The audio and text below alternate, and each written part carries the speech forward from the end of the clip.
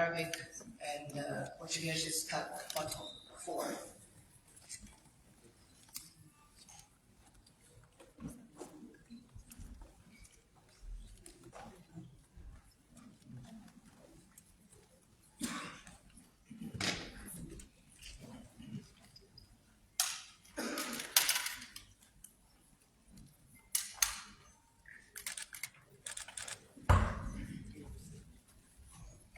Get started.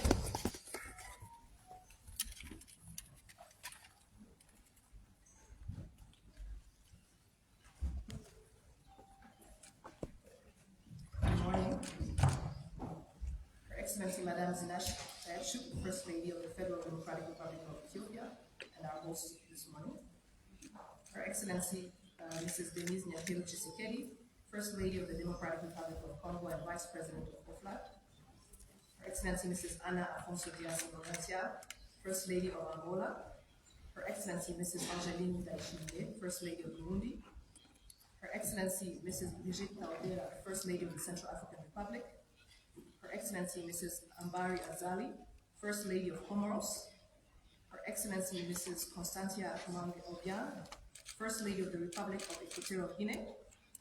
Her Excellency Mrs. Rachel Ruto, First Lady of the Republic of Kenya. Her Excellency Mrs. Asaura Gonçalo Ferrao Lucy, First Lady of Mozambique. Her Excellency Mrs. Oluremu Tinubu, First Lady of the Federal Republic of Nigeria. Her Excellency Mrs. Fatima Maada, First Lady of Sierra Leone. Her Excellency Jaja Lula da Silva, First Lady of Brazil. Her Excellency Ambassador Minata Samate Sesuma, Commissioner for Health, Humanitarian Affairs and Social Development at the African Union Commission. Dr. Nathalie Kanem, Executive Director of the UN Population Fund. Her Excellency Winnie Byanyima, UNAIDS Executive Director. Dr. Diso Moeti, Regional Director for Africa at the WHO. Dr. John Kenkasong, Ambassador at Large, U.S. Global AIDS Coordinator and Senior Bureau Official for Global Health, Security and Diplomacy at the Bureau of Global Health, Security and Diplomacy for the U.S. Government. Professor Senate Fisser, Vice President of International Programs at the Susan Thompson Buffett Foundation, and Dr. Anuradha Gupta, President of Global Organization at the Southern Accent Institute. Distinguished representatives of the First Ladies who are here, distinguished ladies and gentlemen, all protocols observed, good morning. Good morning. My name is Natalie Munyapenda, and I'll be your moderator today, and it is my pleasure to welcome you to the 20th Ordinary General Assembly of the Organization of African First Ladies for Development, OAFLAD, under the theme Educate Her and Transform Africa, enhancing access to health and education for the 21st century African woman and girl. Before we get started, I wanted to briefly run through the program, and then I will ask you to stand for a moment of silence in solidarity with former First Lady of Namibia, Her Excellency Monica Dangos, and the people of Namibia to honor the memory of His Excellency, former President Dr. 𝐒𝐢𝐫𝐽𝐻, former President of Namibia. I'll ask you to do this after the program. I'm just going to briefly run through today's agenda so we can get started. No. Okay, let's start with the moment of silence.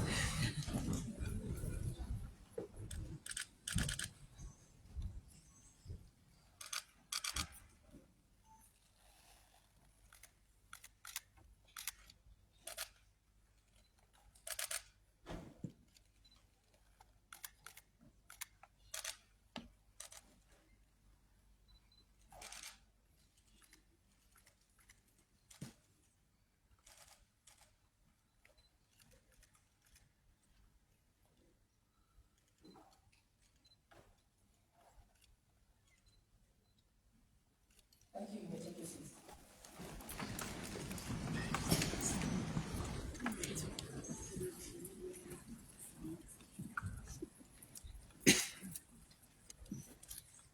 This morning we're going to start with welcome remarks from Her Excellency Madame 𝐁𝐢𝐴, First Lady of the Federal Democratic Republic of Ethiopia.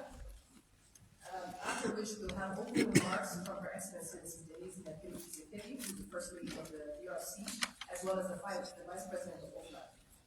This will be followed by remarks from Her Excellency Ambassador Minata Samate Sesuma, who is the Commissioner for Health, Humanitarian Affairs and Social Development at the AU Commission. We will then hear some remarks from Her Excellency Raja Lula da Silva, the First Lady of Brazil. This will be followed by remarks from Professor Zenete Serra, Vice President at the Susan Thompson Doctor Foundation. This will be followed by remarks from Her Excellency 𝐻𝐢𝐫𝐬𝐵, UNAIDS Executive Director. This will be followed by remarks from Her Excellency Natalia Kanem, United Nations Population Fund Executive Director. This will also then be followed by remarks from Dr. John Nickerson, Ambassador at Large, the U.S. Global AIDS Coordinator, the U.S. government. This will be followed by remarks from Dr. Anuradha Gupta, who's President of Global Immunization at the Saddam Vaccine Institute. We will then take a short health break, and the First Ladies will go for a group photograph. This will be coordinated by the assistance from protocol, and we will also have a brief health break. After which we will come back in here, and then we will hear from the First Ladies for their interventions related to the flagship projects for our theme. We will do this in two different shots. The first, we will have 6 First Ladies speak, and then we will have a brief pause in between for a video, the We Are Equal campaign video. That is a very brief video. And then we will hear from 6 other First Ladies to discuss their flagship projects. After this, we will have closing remarks from Her Excellency Mrs. Rachel Ruto, First Lady of the Republic of Kenya. After that, we will then proceed to the working lunch on Karma class, and I will let you know a little bit about that towards the end. So to get us started, I want to call upon Her Excellency Madame Zinashe Tayeshu, First Lady of the Federal Democratic Republic of Ethiopia, to begin.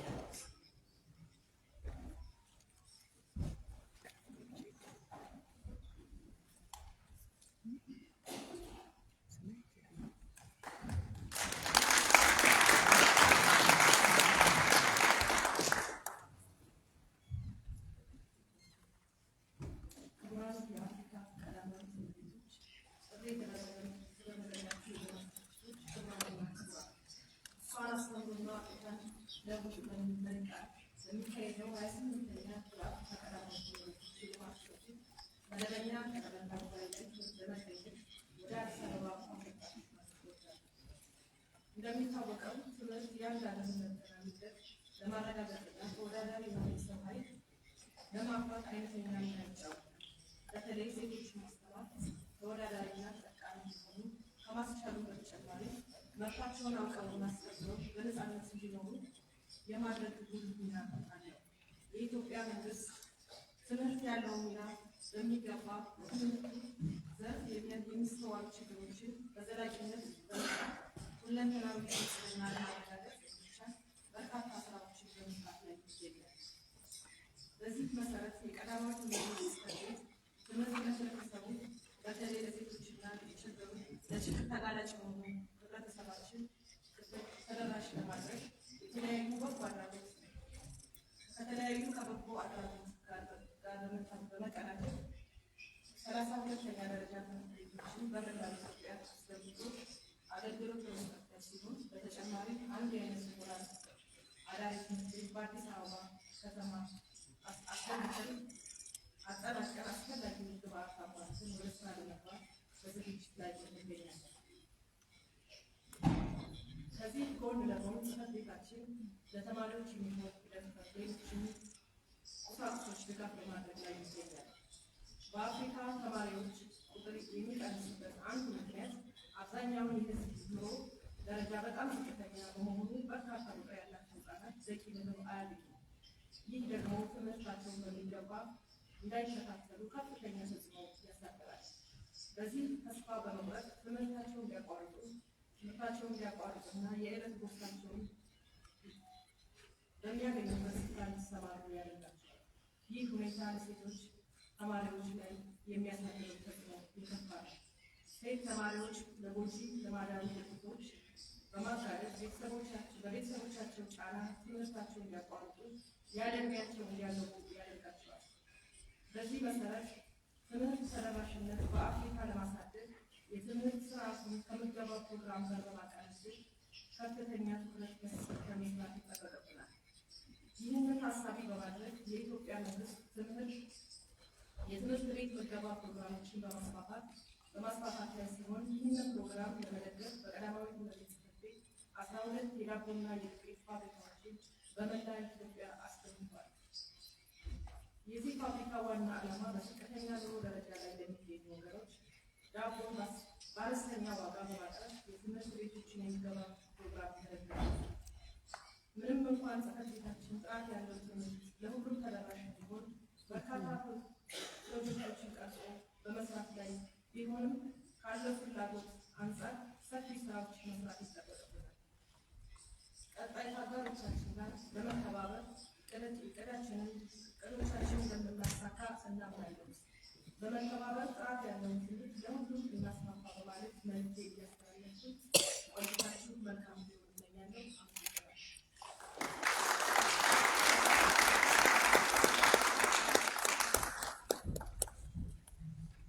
Thank you very much, Your Excellency. It was great to hear a little bit about coming back to the theme that the coordination is very important, particularly in the relationship between livelihoods, the livelihoods of families, and what that means for girls, keeping them at school. I thank you for your brief remarks. Now we're going to proceed with opening remarks from Her Excellency Mrs. Denise Nyakuri Tshisekedi, First Lady of the Democratic Republic of Congo, the Vice-Presidente de l'OAFLAD. Welcome.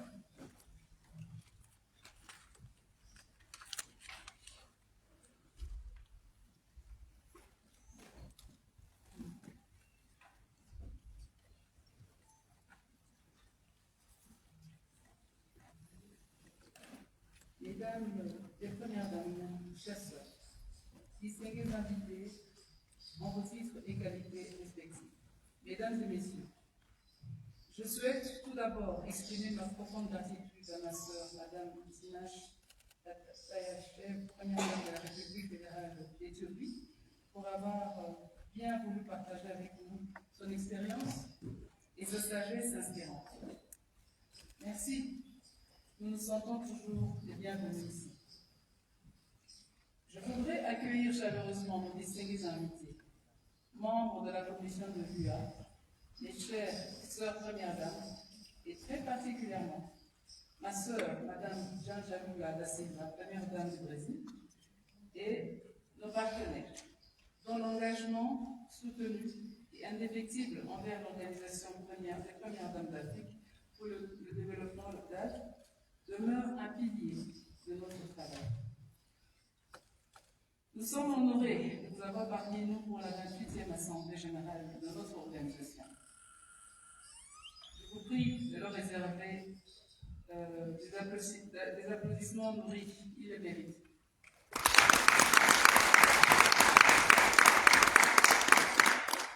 Mesdames et messieurs, notre chère et sœur et amie, Madame Monique Agengos, devrait ouvrir cette session, mais elle n'a pas pu le faire suite à la disparition de son époux, feu son excellence docteur 𝐅𝐚𝐿, qui, en tant que président de la Namibie, a joué un rôle déterminant dans la consolidation de la démocratie de son pays.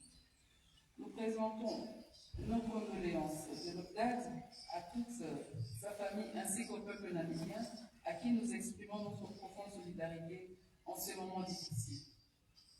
Nos pensées accompagne notre sœur et amie, Madame Monica, qui a servi à notre organisation avec grâce et dynamisme pendant son mandat de présidente.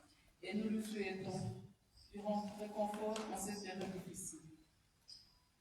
Mesdames et messieurs, aujourd'hui je suis honorée d'être entourée de champions de l'équité des genres, aussi motivés et engagés. Merci pour cette manifestation de soutien. Amis de l'OAFLAD. Ça fait 22 ans que l'OAFLAD est au service des vulnérables. 22 ans que les premières dames s'activent à leur manière, avec les moyens en leur possession, pour l'atteinte des objectifs stratégiques fixés par l'organisation, parmi lesquels la réduction du taux de mortalité néonatale, infantile et maternelle, l'amélioration de la santé sexuelle et reproductive des adolescents, l'égalité des sexes et l'autonomisation des femmes, ou encore l'éducation de la jeune fille et la lutte contre les diverses formes de violence entre les femmes et les jeunes filles. Notre organisation a joué, depuis sa création en 2022, un rôle crucial dans l'union et l'amplification des voix des premières dames et a servi de plateforme puissante pour les femmes à travers le continent. Et les actions de ses membres dans leurs pays respectifs impactent positivement les populations et restaurent la dignité des femmes et de la jeune fille. J'attends avec impatience les leçons, les expériences enrichissantes, les messages et solutions qui seront partagés lors de cette Assemblée générale. Mesdames et messieurs, aujourd'hui nous visons à mettre en lumière le travail important de nos États membres et à partager un aperçu global de l'impact de nos efforts collectifs. Plus important encore, nous espérons interroger les liens entre l'éducation et les résultats en matière de santé et comprendre comment cela contribue au développement durable. L'année dernière, j'ai eu le privilège d'accueillir le lancement de la campagne « Nous sommes égaux » de l'OAFLAD dans mon pays, la République démocratique du Congo. Cet appel à l'action a uni nos partenaires et alliés dans un but commun: mettre fin aux inégalités du genre persistantes en Afrique. Nous sommes égaux à renforcer une vérité fondamentale selon laquelle sommes tous égaux dès la naissance, chacun possédant la même dignité inhérente, les mêmes droits et le même potentiel pour contribuer au développement de notre société. Ces mots résonnent profondément avec notre vision d'un continent où l'égalité des genres n'est pas seulement un rêve lointain, mais une réalité vécue. Nous croyons que les filles et les femmes sont les moteurs du développement durable et de puissants agents de changement. Cette campagne s'est concentrée sur 4 domaines d'action critiques: la santé, la violence basée sur le genre, l'autonomisation économique et l'éducation, et à identifier des domaines spécifiques nécessitant l'attention urgente de l'OAFLAD. À ce jour, 13 membres ont répondu à notre campagne, alignés sur des priorités nationales spécifiques et des opportunités d'autonomisation. Ceci est un signe prometteur de l'engagement de notre organisation à cultiver le changement. Mesdames et messieurs, conformément à la focalisation du sommet de l'UA pour l'éducation d'une Afrique adaptée au XXIe siècle, le thème de cette Assemblée générale, éduquer la femme et transformer l'Afrique, réaffirme l'importance de l'équité dans l'éducation. Nous croyons que c'est l'un des outils les plus puissants du changement social à notre disposition. Lorsqu'une jeune fille peut aller à l'école, embrasser son éducation et acquérir des compétences qui nourrissent ses ambitions, elle n'écrit pas seulement son propre récit, mais devient l'auteur d'un avenir plus radieux pour nous tous. On dit, éduquer une femme, c'est éduquer toute une nation. Éduquer nos femmes et nos filles débloquera une cascade d'opportunités, démantelera les stéréotypes et brisera les cycles de pauvreté, créant de façon indéniable un changement significatif. Nous croyons que, comme nous sommes égaux, l'éducation devrait l'être aussi, et nous n'avons pas le temps à perdre.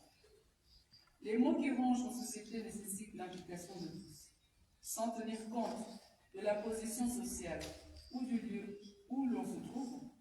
L'appel à l'unité et à la solidarité est lancé à tous. Nous devons construire cette Afrique dont nous rêvons tous, celle développée avec des enfants, des jeunes et des femmes éduquées, en bonne santé et autonomisées. Nous devons donc nous mobiliser et utiliser notre pouvoir collectif pour réaliser nos objectifs communs. Chacun de nous doit exploiter cette dynamique et continuer à encourager l'investissement dans l'éducation des femmes à tous les niveaux. Les premières dames continueront à promouvoir des interventions pour l'éducation, la violence basée sur le genre, la santé et le développement économique, avec un engagement renouvelé, inébranlable envers nos objectifs. Avec votre soutien, je sais que nous pouvons créer une meilleure Afrique, en libérant le potentiel de chaque fille et de chaque femme réussie. Ensemble, nous construisons une société où l'équité de genre est la norme et où chaque individu peut s'épanouir.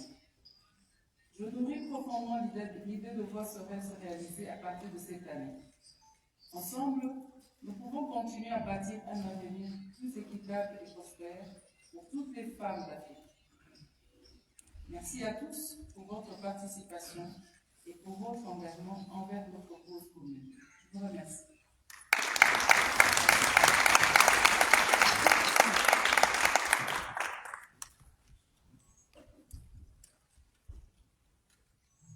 Thank you to Her Excellency, the First Lady of the DRC, who already spoke a little bit about the pillars of the We Are Equal campaign, focused on health, eliminating gender-based violence, economic empowerment and education, and spoke about the cascading effect for young women who are educated and active on health outcomes, particularly around breaking the cycle of poverty. So thank you for your remarks. I want to then call upon the representative for the Commissioner for Health, Humanitarian Affairs and Social Development at the African Union Commission, Angela Martin, who will be representing Her Excellency Ambassador Minata Sissouma.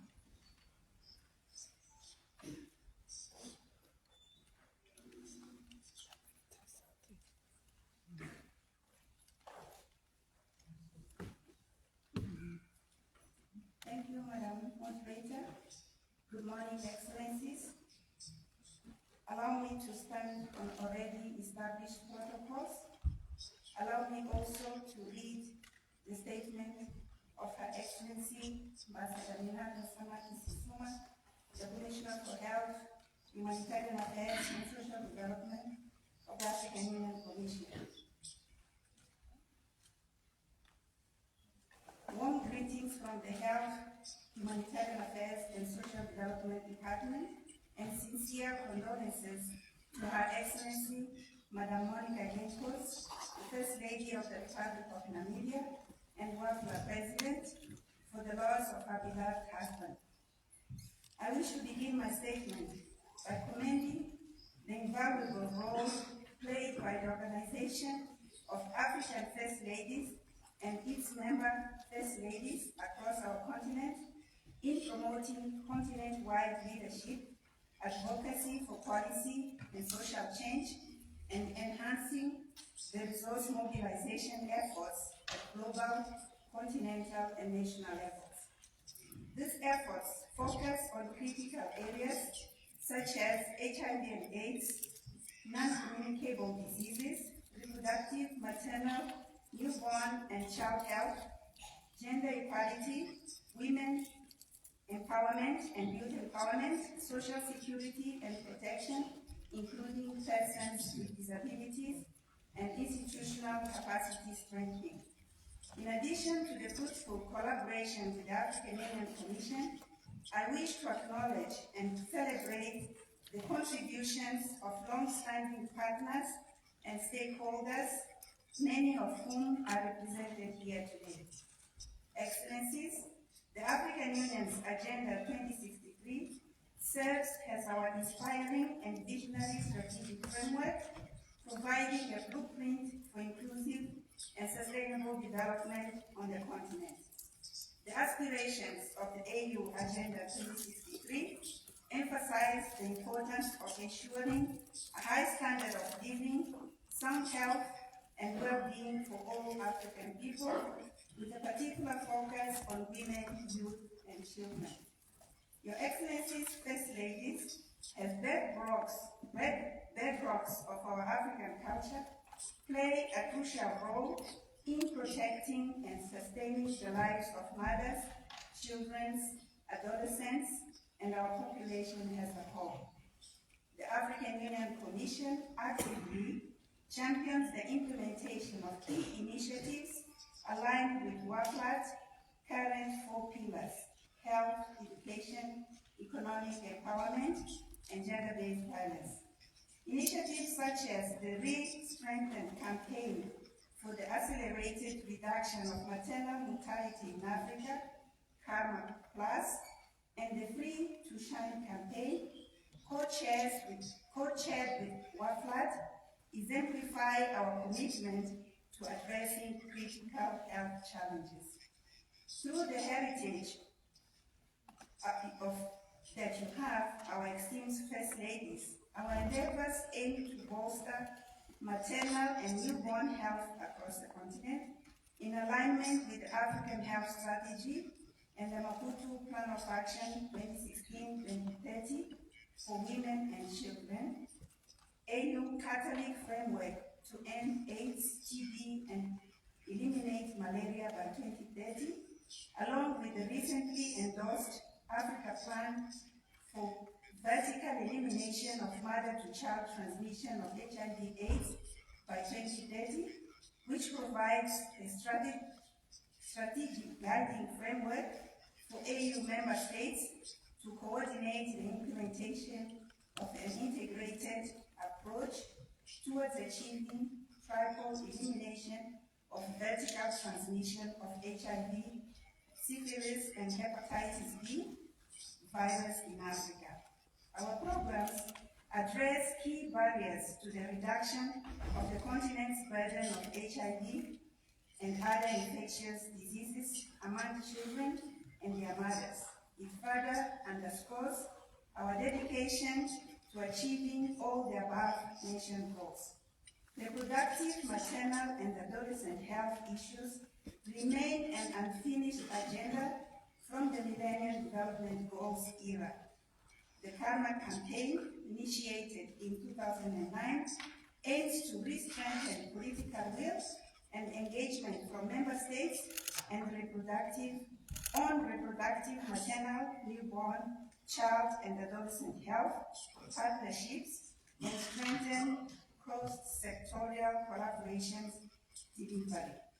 The Commission acknowledges the pivotal role Your Excellencies play in raising awareness and garnering political commitments for the 𝐼𝐴 campaign. The launch of the re-strengthened 𝐼𝐴, now 𝐼𝐴 Plus campaign, empowers our continent to continue collaborating and contributing to reducing maternal mortality and morbidity in Africa. We are committed to fulfilling the campaign's objectives and accelerating the reduction of maternal, newborn, and adolescent mortality. Excellencies, this year's African Union theme focused on education, the year of education, emphasizing the importance of building resilient education systems for increased access to inclusive, lifelong, quality, and relevant learning in Africa. This presents us with an opportunity to leverage multi-sectorial collaborations and joint efforts in realizing the goals of our health strategy. Excellencies, in closing, I express my sincere gratitude for your presence today and commend the organization of First Ladies and partners and stakeholders present here for your unwavering support in ensuring the continuity of health services, education, economic empowerment, and addressing gender-based violence. May our collaborative efforts continue to flourish, guiding us towards healthier, prosperous Africa. I also take this opportunity to invite you all to the luncheon this afternoon, where we will officially launch the new phase of the 𝐼𝐴 Plus 2021-2030 campaign. I thank you very much for listening.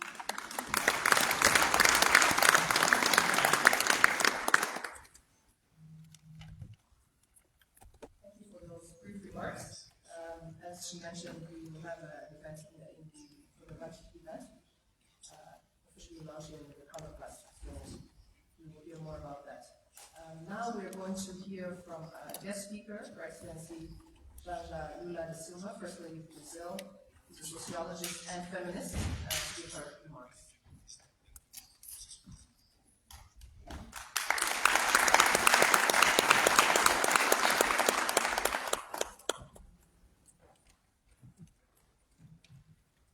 Bom dia. Bom dia, Excelência, senhoras e senhores, primeira-dama da República Democrática Federal da Etiópia, Sua Excelência, senhora Leone, primeira-dama da República Democrática do Congo, vice-presidente da OAFLAD, e também expressar meus sentimentos pela perda da primeira-dama Leone, estimadas companheiras. cumprimentar as suas excelências nessa Assembleia da Organização Africana de Primeiras Damas para o Desenvolvimento, e pela honra de poder me dirigir a vocês. O tema que estão trabalhando este ano, a qualificação e saúde das mulheres e meninas, me toca especialmente. A educação transforma o futuro de meninas e expande seu mundo de oportunidades. Como mulheres, sabemos as dificuldades e desafios que enfrentamos ao longo de nossas vidas. Lidamos com barreiras e violências que muitas vezes evitam que alcancemos o nosso potencial. Na posição de primeiras damas que ocupamos hoje, temos a oportunidade de fomentar e promover a igualdade de gênero e defender os direitos de meninas e mulheres. Esse lugar também nos coloca nos espaços onde é gritante a ausência de mulheres no poder e na construção política. Tenho uma longa experiência profissional como socióloga e a cada dia que acompanho o presidente Lula em suas agendas ao redor do mundo, reforço minha convicção de que nós mulheres temos muito a contribuir para nossos países e para o mundo. Temos uma perspectiva diferenciada e capacidade de ser parte das decisões e da elaboração de políticas públicas voltadas para a melhora nas condições de vida de nossas populações. Também são as mulheres que atuam todos os dias na construção da paz em suas comunidades e que deveriam também ter a oportunidade de contribuir para a superação de conflitos e crises globais. Todas e todos nós nos beneficiaríamos disso. Suas Excelências, me encantou e inspirou quando tomei conhecimento sobre a OAFLAD e seu papel ativo contribuindo para a estratégia de desenvolvimento da África. Suas iniciativas e projetos com parceiros-chave são essenciais para o alcance dos Objetivos do Desenvolvimento Sustentável da ONU, principalmente aqueles que se relacionam com educação, saúde e igualdade de gênero. O trabalho articulado no nível regional e em parceria com a União Africana é essencial para que avance com um desenvolvimento que inclua a todos e todas, com especial cuidado com os mais vulneráveis. Utilizando as palavras do presidente Lula ontem na abertura da União Africana, o Brasil está feliz de se reconectar com a África. Estamos prontos para compartilhar o que estivermos e construirmos juntos o futuro de nossos povos, como são irmãos e irmãs. Esses dias aqui na Etiópia, a primeira vez que estive aqui no país, foram muitos compartilhamentos de experiências. Conheci pessoas, projetos e lugares que me inspiraram. Volto ao Brasil com o coração cheio de alegria e a bagagem cheia de conhecimento e novas ideias. Um oceano pode nos separar, mas nossa história nos aproxima e nos conecta com o futuro. Muito obrigada. Amidst the Assembly.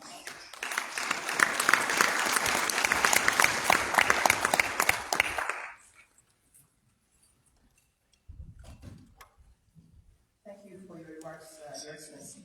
And I agree that we should get more young women in political positions to make decisions on our continent. On that, we are very much in agreement. We cannot do the work, the OAFLAD's mandate, the AU's mandate cannot happen without the support of partners. So for the next few minutes, we're going to hear from different partners on the work that they're doing with the First Lady, with the First Lady's organization, and interventions across the continent. We're going to hear first remarks from Professor 𝐿𝐴𝐻𝐿𝐴, Vice President of International Programs at the Susan Thompson Butler Foundation. Professor.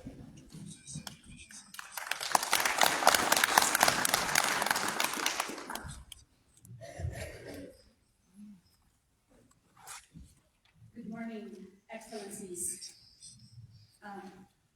All protocols observed. As others have done, I want to pass my condolences to our dear friend and sister, Her Excellency First Lady Monica 𝐷𝐴𝐻𝐿𝐴. As we all know, President Hage and First Lady Monica 𝐷𝐴𝐻𝐿𝐴 have been outstanding leaders for the continent and the world.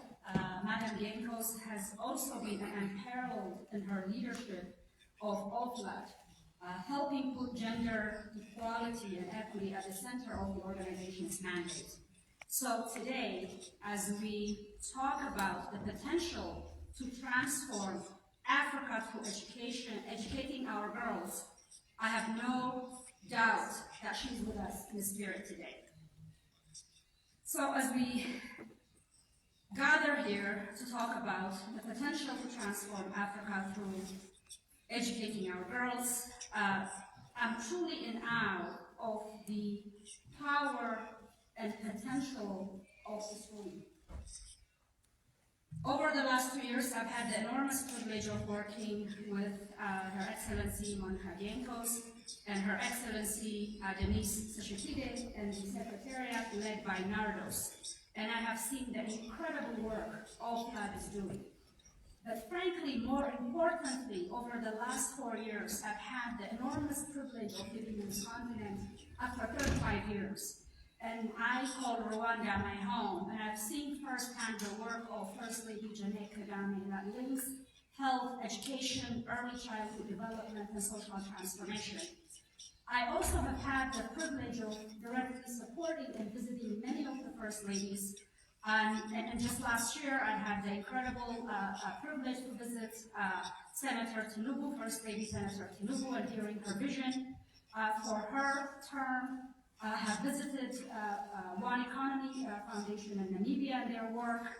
I have had the privilege of seeing the work of my sister, Fatima and the incredible leadership she's providing in Sierra Leone. So I know each and every one of you hold, frankly, probably more soft power than your powerful spouses to drive social change. So we all know the reality for women and girls in this continent. Millions of girls are out of school because of financial realities, obligation at homes, and harmful social practices and gender norms. Access to education is also deeply connected to so many other injustices that women face. It's nearly impossible for girls to go to school or remain in school if they are facing violence and discrimination, if they are going to become child brides, if they cannot access sanitary pads, and frankly simply do not have the power to control their bodies and their future. And we know that there are profound results when girls can access and complete school. Better educated women make informed choices about their health, about their family, marry and have children when they are ready. They can better take care of themselves, their families, and their communities, and make profound contribution to the economy. And frankly, each and every one of us in this room are here because we have that profound opportunity for education. Those are the facts. Most of us are not here for academic discussion. We are here to talk about how to implement profound change, to share our profound stories of how we got there. When I look at my own journey in Ethiopia, I am one of 10 kids.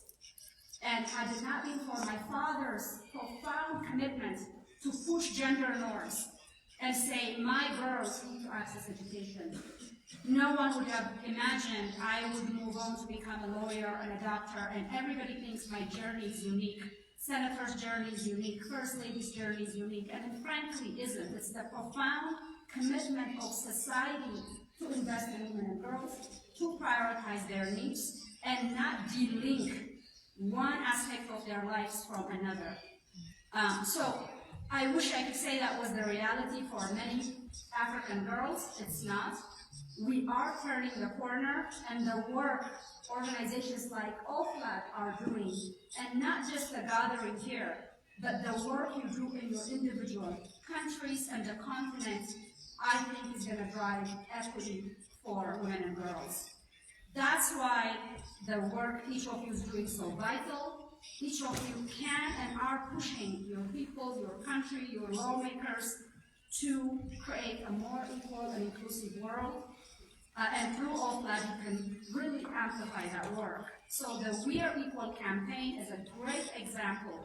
It rallies everyone around a common platform and message that closing the gender gap is not an act of charity, but an act of justice and common sense that benefits everyone. Education and health are fundamental underpinning of this campaign, And we know that because it's part of who we are and why we are sitting in this room. And with that privilege comes the potential to help ensure every girl and woman has the same opportunity. So thank you, Her Excellencies, the First Ladies, your resolute commitment to building a continent where every African girl thrives and unapologetically uses her voice to fight for what's right is commendable. And it's really an incredible honor to partner with you through OAFLAD and through your individual offices, and look forward to our collective effort to drive change that we all will look forward and be proud of in the years to come. Thank you very much.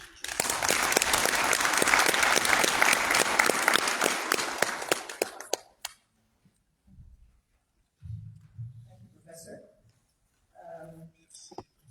It's interesting, I was reading some statistics around the number of young girls who are excluded between the ages of 6 and 11 from going to school, and on the continent that's 9 million girls compared to 60 million boys. And the interesting word that came there was they're excluded, but they will never go to school. I think the word never is a very important and dangerous word that all our interventions should be seeking to change. Because if we have 9 million a year of girls who are never going to school, this is an emergent and a disaster.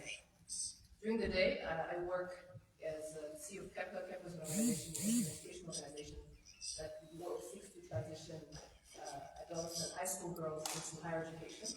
And some of the interventions that we work on, that, for example, just extending the number of the weeks of training that we give to girls compared to boys, has a transformative impact in making sure that they continue to higher education and that they are promoted. So all girls are promoted within the first year. 42% of girls are promoted at their job to manager within 1 year. So those interventions work. Okay, so now we're going to hear from Her Excellency 𝐷𝐻𝐻𝐻𝐻, who's very passionate in seed company, who's the Executive Director of UNAIDS, and she gives us her brief remarks.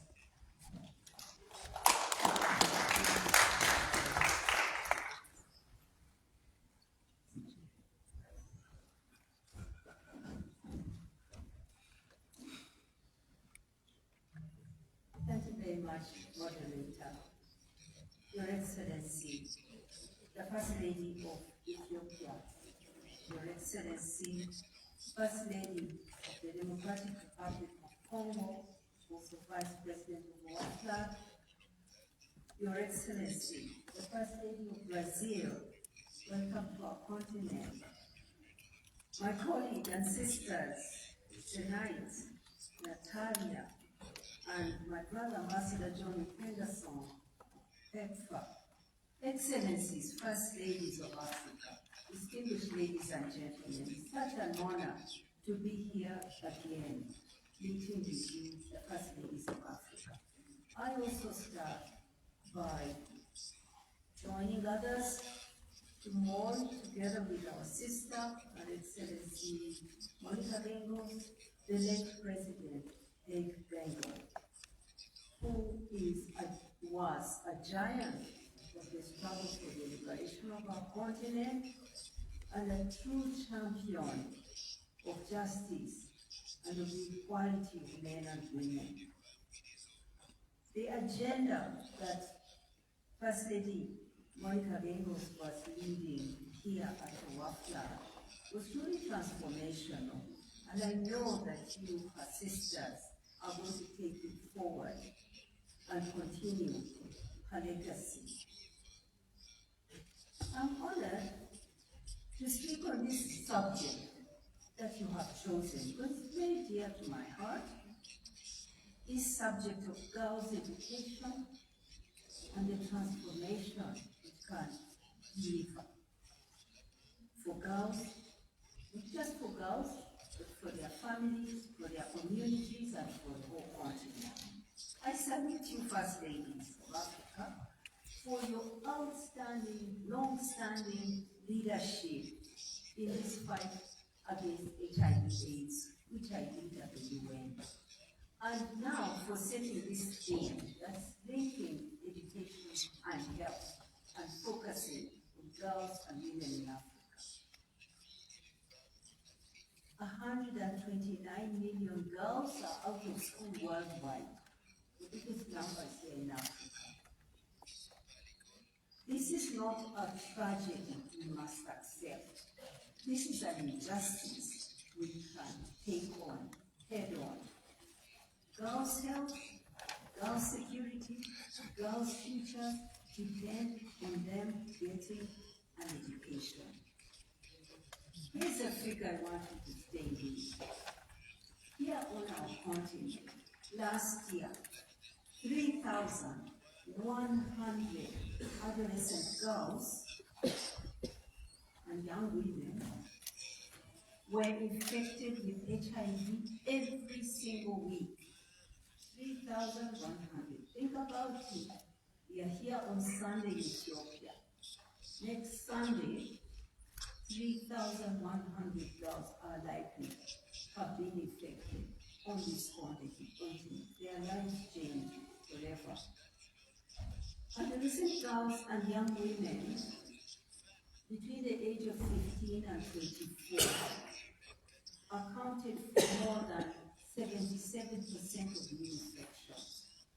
They were more than 3 times as likely to be infected with HIV than their male peers last year. An injustice. Education empowers and protects. Education levels the ground, reduces the inequalities that drive this higher vulnerability.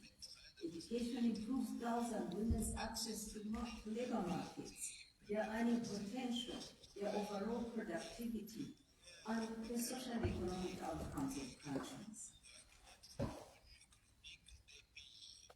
12 years ago, African governments came here and committed. They developed a long-term agenda for sustainable development and economic growth, Agenda 2063. That's the vision, long-term plan. 3 years ago, the governments of Africa joined with the governments of the world at the UN and made a political declaration on HIV/AIDS, committing to end the inequalities which drive it. Inequality in education is a major driver. Today we have 6 years left to meet that target of ending AIDS by 2030. We face multiple crises: climate change, economic shocks, wars, humanitarian crises. These threaten the progress of reducing inequalities for girls and women in our continent and threaten the future of our countries. Here's a good story. Here's a positive news. My grandmother, who was a nomadic woman, was born in 1905. That's at the beginning of the 20th century. She was married at the age of 14 or 15 to an old man who had a wife who was almost as old as, was fit to be her mother. She was the second wife. She had 2 children and her husband died, and she became a widow by the age of 22. She lived as a single woman, nomadic with her cattle, moving from place to place.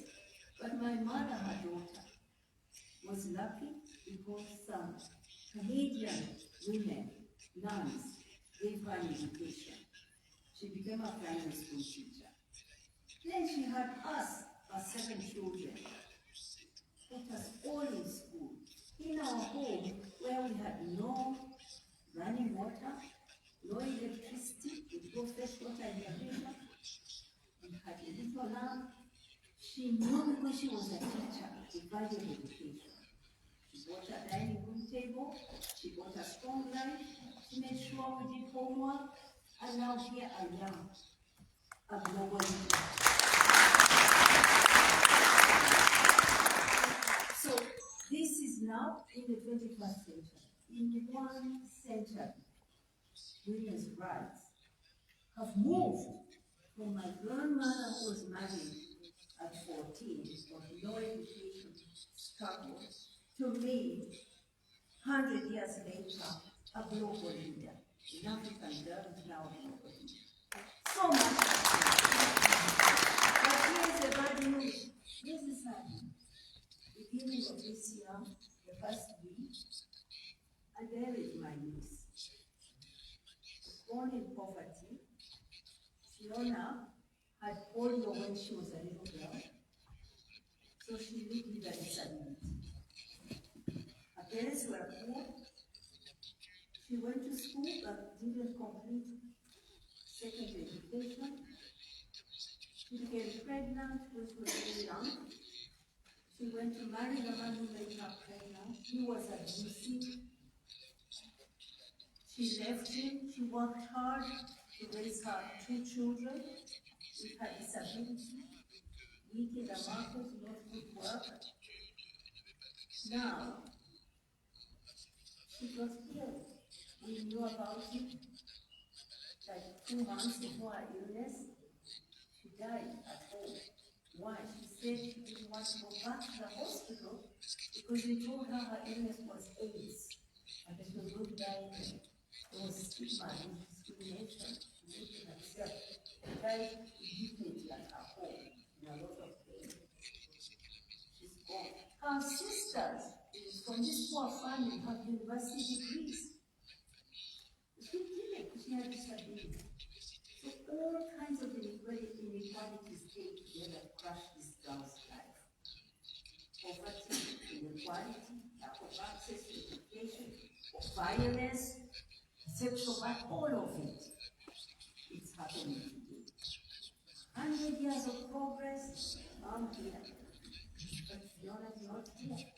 For millions of girls, this opportunity, these rights that we have fought and won are not realized. So, that is the story, and I know you, First Ladies of Africa, it is the agenda you're driving in your countries. And I salute you for the work you do, fight for the rights of girls and of young women.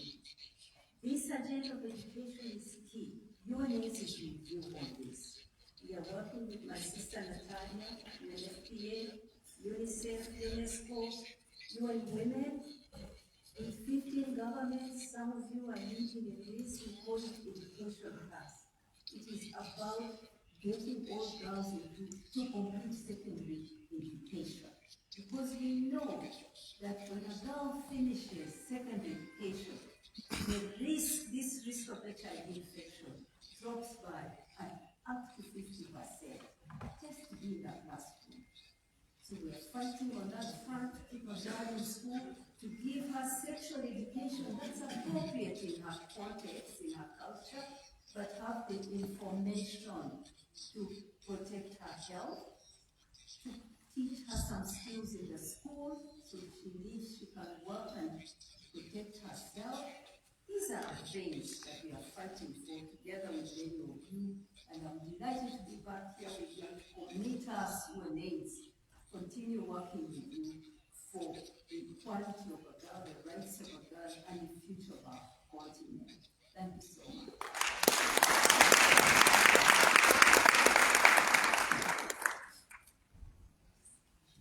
Thank you very much.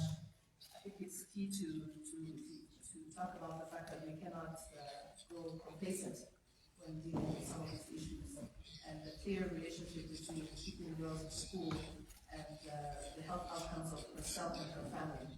And to talk a little bit more about that and that relationship, I would like to invite Excellency Dr. Natalia Kanem, who is the UNFPA Executive Director. They have many, many initiatives on the continent, and together with the First Ladies, to talk about the work that they're doing. Thank you.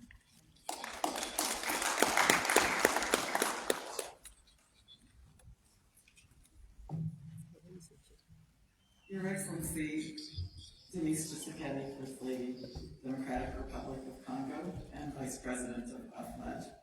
Your Excellency, Madame Zinashe Tayachi, First Lady of Ethiopia. Your Excellency, Senora Yamina Lula of Brazil. Excellencies, First Ladies of the African Union member states. Distinguished representatives of the African Union Commission. My dear sisters, dear young people, Buenos dias, good morning. I greet you in peace, which after all is the noble purpose of the United Nations, and it is the fervent wish of every woman all across this beautiful continent. And I too would like to extend on behalf of UNFPA our deepest condolences to Her Excellency Monica Gangos of Namibia and the President of OAFLAD following the untimely passing of President 𝐂𝐿𝐿. Our hearts go out to Her Excellency, to the family, to the government and people of Namibia. It is always a delight to be here addressing the General Assembly of the Organization of African First Ladies for Development. Coming from Panama, part of the 6th region, as I do, I'm also very happy to be part of fulfilling your vision and your dreams for the women and girls of Africa. Right now, this theme of education means spelling prosperity for women and girls who are indeed the most left behind. And your skilled leadership, your commitment, your passion, your dedication is contributing to that driving force, which is making the Sustainable Development Goals by 2030, the Africa we want by 2063, the blueprint for how we move forward. It is your work to empower the women and girls of Africa that is so consonant and synergistic with UNFPA's 3 zeros. Women are demanding a world where there is zero unmet need for family planning, where there are 0 preventable maternal deaths. And we know that the preponderance of death during pregnancy and childbirth occurs right here at home. 0 preventable maternal deaths, and certainly in our lifetime, 0 gender-based violence and harmful practices. All of this is underpinned by increasing quality data, understanding where we are through surveys and census, yes, but also through understanding community leadership and putting resources into the hands of women on the ground. Therefore, I have to commend the African Union for adopting education as the theme this year, because it's by recognizing that profound connection between education and health, education and economic power, that we advance, that we safeguard the health and well-being of women and girls, and that we bring that solid framework for prosperity here at home. In a world of 8 billion, Africa is by far the youngest continent. What an advantage. And by the year 2050, it is predicted that the population of this continent will be 2.5 billion strong, and at that point it will be 1 in 4 of the world population that will be African. Hence, every 10-year-old girl must know that she has the right to complete her secondary education, to have a healthy transition from adolescence to adulthood, to be able to earn her own living and pay her own way, which goes a long way to protecting her from the types of abusive situations which Sister Winnie just alluded to. And in this, fathers, yes, are very important. Thank you, Professor Senait. Men are very important, and the signal of the African president standing up for positive masculinity is so important as we orange the world against gender-based violence and harmful practices. So UNFPA is proud to partner with you in the Sahel, for example, with SWED, the Sahel Women's Empowerment and Demographic Dividend Program. We are empowering women and girls through education by career development, but also access to reproductive health services. This is something that women requested as part of the economic development part of this program, and it's been life-changing. I met Fatima in Mali, who had dropped out of school again, early pregnancy. But thanks to SLED, she's supporting her children today. She's learning photography and earning a living with her little studio. That's her new passion. Very practically, she said, SLED has enabled me to become financially independent, to get back my dignity, and to stand on my own 2 feet. And indeed, SLED, and we're extending this program across the continent, shows the power of investment in a woman and in a girl. When you invest $1 in a girl's education, you get back at least 8.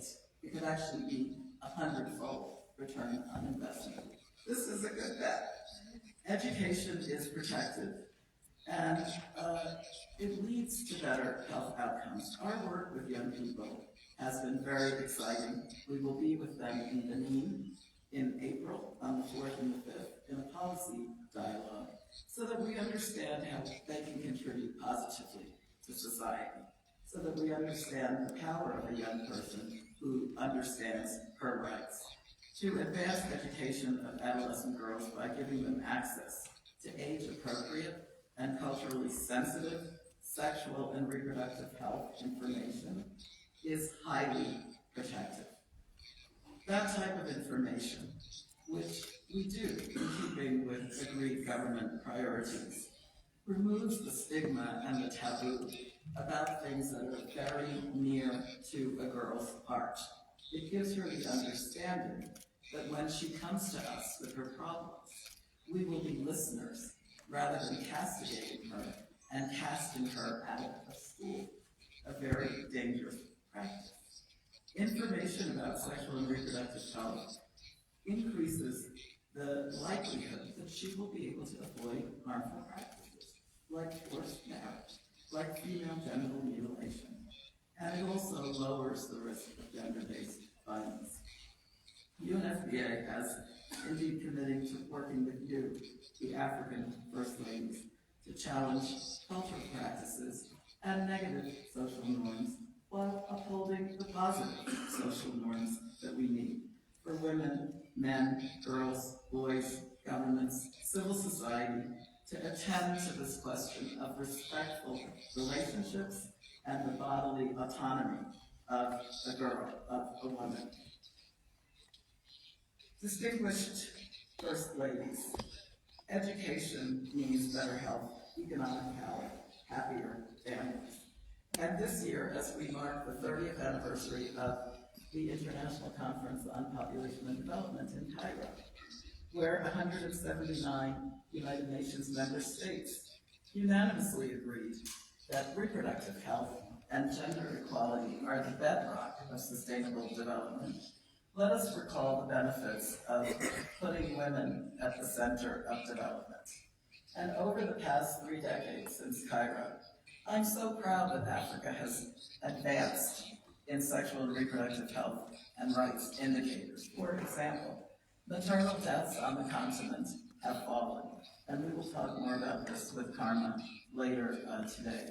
But at this point, we also know that births with a skilled attendant in the hands of a midwife have increased by over 20% on the continent in those 30 years. And certainly the use of modern contraception among women has climbed almost by half. These are concrete results that are part and parcel of what you are doing at home. And that's where the transformation needs to happen. UNFPA is happy to be of assistance.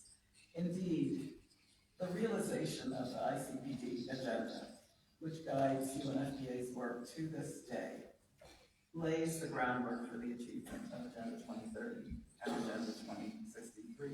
And as such, I look forward to engaging OAFLAD throughout the ICPD 30 review process this year, which includes that youth dialogue in Benin in April. Educate her and transform Africa. And each effort, however small, adds up. An educated girl who knows her rights and choices. I will close with a reminder that I received just a couple of weeks ago in Chad, meeting with women leaders there. The grassroots proverb that I took home says, woman is the thread, he is the needle. Women are the weavers of society. So I call upon you, African First Ladies, to continue to do everything in your power to help weave that more equitable, that more prosperous and sustainable future for women and girls, and indeed for all of Africa. And we are there to do so together with you, stitch by stitch. Thank you.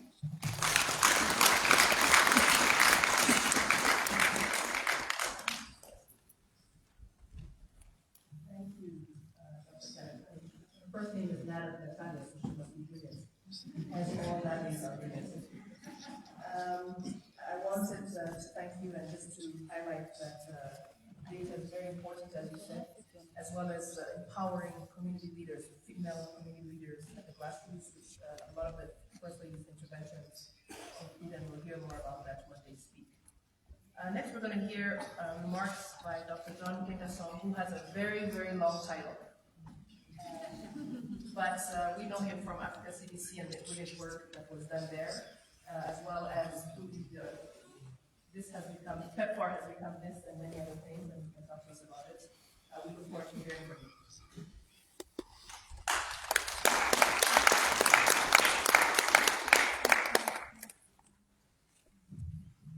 Thank you so much, Program Director, for your kind introduction. I have a long name and also a long title. So Excellency, First Ladies, all protocol observed, distinguished colleagues, really an honor to be here this morning and to have been invited to join this dialogue. And let me first of all join you all in extending my sincere condolences to the people of Namibia, especially the First Lady, whom I've had the honor of working very closely with. As you can imagine, it can be very intimidating for the only man on the panel of the two ladies and First Lady. So amid that, you can see I'm nervous because I've never had the opportunity to be the only man among a distinguished panel and in front of very important First Ladies. So, but I take strength in the fact that I'm also part of the club. I have a wife, I have a sister, I have a daughter. So I'm part of So let me bring to you, First Ladies, another dimension. A dimension that says, in my current capacity as the United States Global AIDS Coordinator, I take pride in the fact that you've offered us the opportunity to work with you in your respective countries to address some of the crucial issues that Winnie raised, and I will not go into the specifics of those. But the HIV/AIDS epidemic that you have been instrumental in driving the response has produced remarkable results over the last 20 years. We've made important progress, which 25 years ago I couldn't have believed that we would be where we are today. But I'm here today to also join my voice to that of Winnie to say we still have remarkable challenges to bring HIV/AIDS to an end as a public health threat by the year 2030. Specifically, as to what relates to this conversation, this dialogue this morning, the challenge, and one of the main challenges we have is how do we bring an end to HIV/AIDS among adolescent girls and young women. And you heard the statistics, I will repeat that. About 8,100 adolescent girls and young women are infected every week on the continent.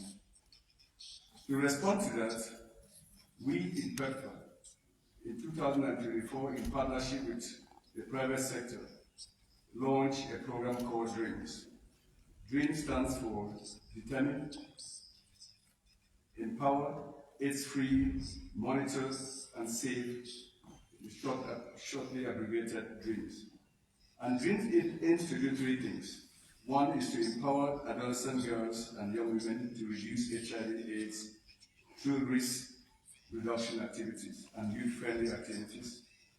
including reproductive health care and social services, mobilize community for change with important community-based HIV and violence reduction activities, and strengthen family with social protection, including education, which is very important to the dialogue we are having this morning. And over the last, since DREAM was created or launched at World AIDS Day in 2014, PEPFAR has invested over $800 million in supporting that program in 15 countries in Africa. The program has reached about 3 million adolescent girls and young women, with a remarkable impact in the rates of reducing the rates of new infection in that group. When I go to the country, I was privileged last year in June to visit Tanzania and went to the political capital. We visited the site, and there were about 30 adolescent girls and young women. I think the oldest in that group was probably less than 22 years old. But all of us had children, and most of them were not in school. The thanks to their program, the DREAMS program, they had activities, that commercial activities that they were doing to support themselves and support their children. I asked the question, where are your husbands? Where are the men? They said the men have since left after the baby. What a heartbroken situation. When we met with the President Hassan, we raised the issue with her, and you all know she's a fierce fighter. She has a strong commitment in the fight against HIV/AIDS. The second dimension I'd like to bring to this dialogue is the prevention of HIV amongst children. The same program that I lead has had the honor of working with you to reducing mother-to-child transmission, and about 5.5 million children have been born free of HIV/AIDS in the countries that we partner with you over the last 20 years. But what is more personal to me is when I visit countries like Nigeria, Namibia, Botswana, Eswatini, and you go to the program site and you see a baby that has been born free of HIV/AIDS, you reach out to that baby, carry her or him, they look at you in the eyes and they smile. They smile, just a broad smile, then you start smiling, and then you laugh. You don't know why you're doing that, but it's the power of that partnership of saving that baby. You also look at that baby in the eyes and you say, this is the future of this country. This is a potential president, this is a potential minister, this is a potential entrepreneur. And it's all possible if we give them hope, if we continue to work together. I know my own humble beginnings, that without offering opportunities, I would not be where I am today. So let's continue to partner and give hope to adolescent girls and young women. Let's continue to partner to reduce HIV infection among children and give them the hope for the future, because HIV/AIDS is a developmental issue, it's a health issue, and it's a security issue for the continent. I thank you for the privilege, honor to join me this morning.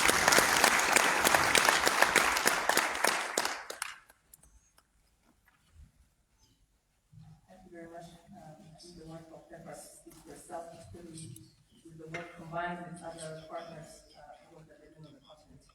It's very interesting talking about the young women, but also girls were 3,100 who are now HIV positive. When I was, I think I'm the youngest person right here, but when I was an adolescent girl, we had in Rwanda very, very big billboards that talked about the dangers of HIV and what could be done all over the place. And it's interesting, I was talking to a colleague of mine, that those billboards don't exist. It seems that we've forgotten about it, and maybe it's the time for us to do more work. Maybe on TikTok now, because we don't look at billboards anymore. Dr. Anuradha Gupta is going to be speaking next, who's president of the Global Immunization, president of Global Immunization at the Standard Vaccine Institute. You're standing between us and a health break, so I look forward to your very brief remarks.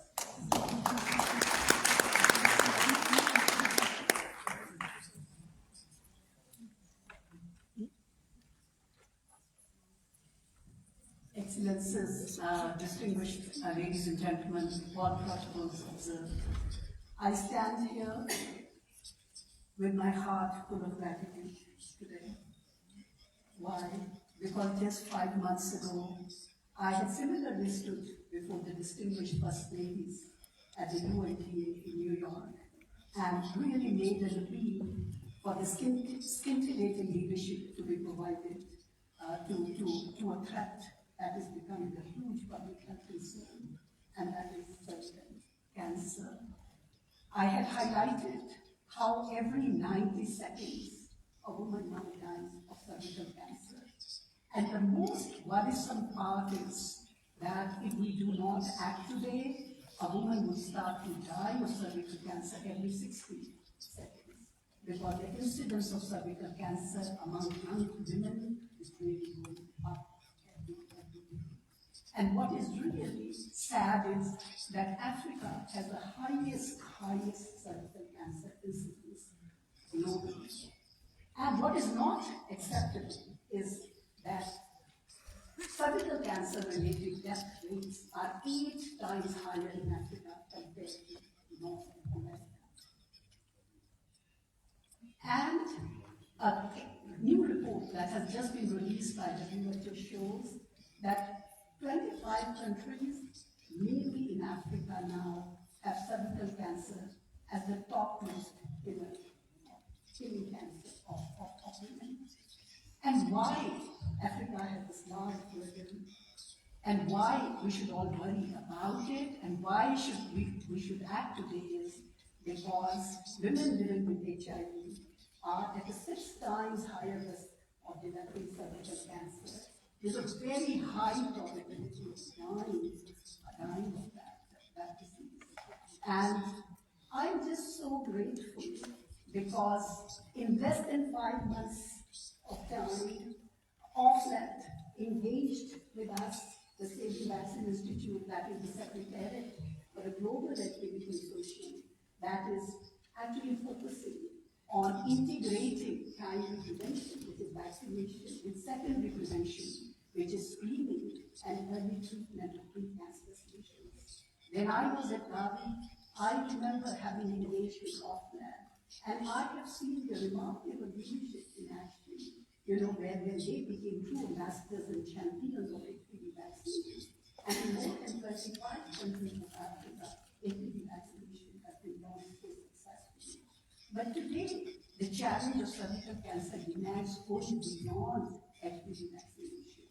So we of course have to make sure that high rates of HPV vaccination are achieved, particularly among women who are living with HIV, because they are so vulnerable to cervical cancer. But vaccination by itself is not sufficient. HPV vaccination has to be complemented by screening and early treatment of pre-cancer lesions. And we are fortunate that today we have sophisticated, advanced, cost-effective, simple-to-use tools and methods for screening, including self-sampling, and really very simple methods to get rid of pre-cancer lesions. So therefore, I really want to applaud the leadership of the First Ladies of Africa in embracing this agenda of cervical cancer so quickly, within a matter of just a few months, making it a focus area within their health pillar and their health plan. And I really want to express my heartfelt appreciation and gratitude for OAFLAD Secretariat, Dr. Maada, the technical advisor, all the First Ladies who engaged so closely with us, the Safety Vaccine Institute. And I just want to assure everybody that we stand ready to really work with you, join hands in making sure that we accelerate the fight against cervical cancer and then stop that of this preventive. It's just one cancer that can be prevented, and that is cervical cancer. We have a brilliant opportunity to seize. Let's just seize it today. Thank you so much.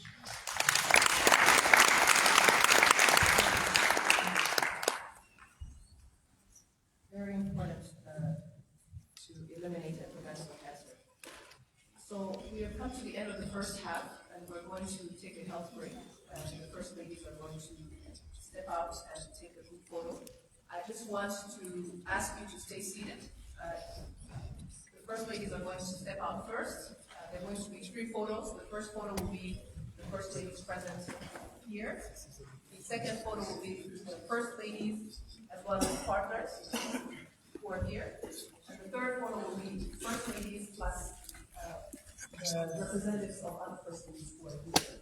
The protocol will help us, after which we will have a 15-minute health break.